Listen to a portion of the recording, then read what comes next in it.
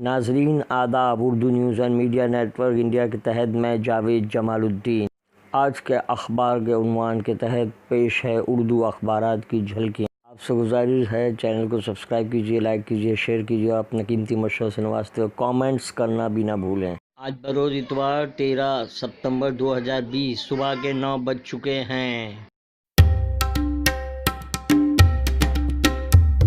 اردو اخبارات کی جھلکیاں پیش خدمت ہے۔ اردو ٹائمز کی شہ سرخی: دہلی فسادات، بڑے سیاستدانوں کو بھی ملزم بنا دیا گیا۔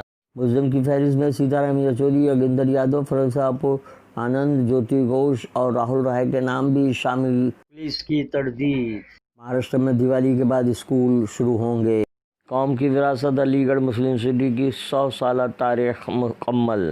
کاندیولی میں نیوی افسر کی پٹائی، 4 شدہ گرفتار اور ضمانت پر رہا۔ بڑا قبرستان میں ٹرسٹیوں نے یعقوب میمن کا اوٹا بیچ دیا۔ دھوکہ دہی اور جعل سازی کا مقدمہ درج، پولیس میں شکایت درج کرنے کے بعد 2 ملزمین فرار۔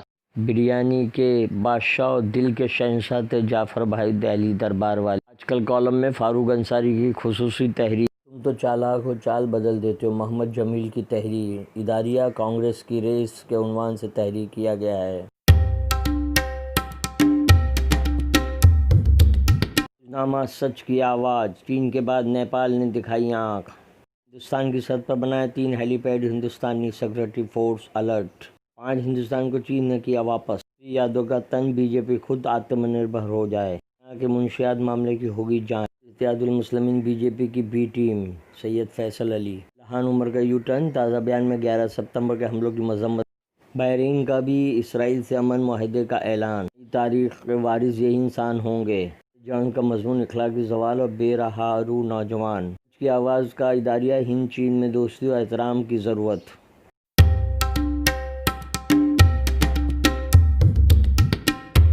روزنامہ ممبئی اردو نیوز کی شہ سرخی: بحرین نے بھی اسرائیل کو تسلیم کیا، ممبئی میں جلد شروع ہوں گی لوکل ٹرینیں۔ ہندوستانی مسلمان اتنا سہما ہوا کیوں؟ خصوصی تحریر صفحہ اول۔ یعقوب میمن کی قبر فروخت کر دی گئی، کے ایم اسپتال میں زندہ شخص مردہ قرار دیا گیا۔ بوجھو کس کی دھن پہ باجے باجے کنگنا ادو کے انگنا۔ شہین خان کی تحریر۔ معصوم مراد آبادی کا مضمون: بحرانی دور میں بھی ہجومی تشدد۔ شکیل رشید کا اتواریہ: آپ اپنا دفاع کیوں نہیں کرتے؟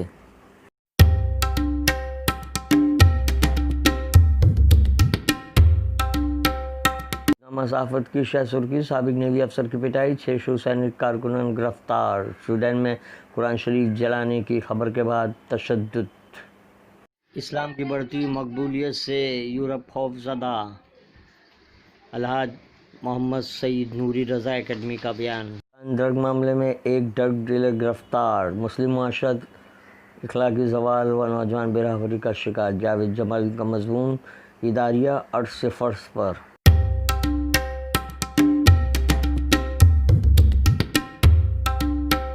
روزنامہ ہندوستان کی شہ سرخی: تاغ ضفدعات پر ممبئی لوکل چلانے پر غور، مہاراشٹر میں بعض مقامات جلد کھل جائیں گے۔ صفحہ اول کی خبر۔